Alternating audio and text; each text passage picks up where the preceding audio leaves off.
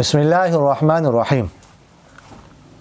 India سے قاری محمد عاقب صاحب نے سوال کیا ہے، السلام علیکم ورحمۃ اللہ وبرکاتہ۔ وعلیکم السلام ورحمۃ اللہ وبرکاتہ۔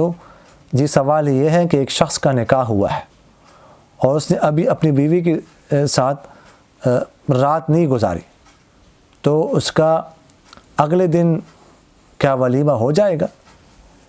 دیکھیں، ولیمہ کب ہونا چاہیے اس کے بارے میں 5 اقوال ہیں، مختلف اقوال ہیں۔ یہ قول تو ہے کہ عقد کے ساتھ، یعنی جو ہی نکاح ہو جائے بس اسی کے ساتھ اس وقت ولیمہ بھی ساتھ ساتھ کھانا بھی کھلایا جائے، ولیمہ بھی دیا جائے۔ اور دوسرا قول یہ ہے کہ نکاح کے بعد رخصتی سے پہلے، اور تیسرا قول یہ ہے کہ رخصتی کے نکاح اور رخصتی کے بعد شب زفاف سے پہلے، اور چوتھا قول یہ ہے کہ شب زفاف کے بعد، اور 5واں قول یہ ہے کہ عقد سے لے کر دخول کے بعد تک، ٹھیک ہے، یعنی ازدواجی تعلق قائم کرنے کے بعد تک۔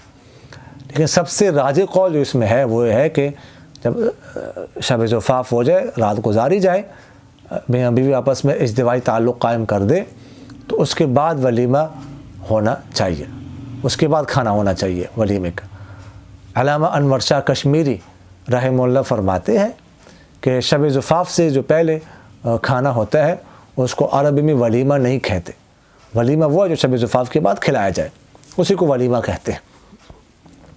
تو اسی لیے یہ ہونا اس کے بعد چاہیے، شب زفاف کے بعد چاہیے۔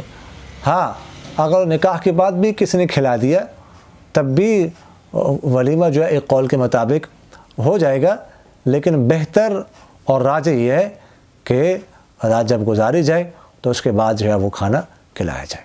اقول قولی ھذا استغفر اللہ لی ولکم ولسائر المسلمین فاستغفروہ انہ هو الغفور الرحیم۔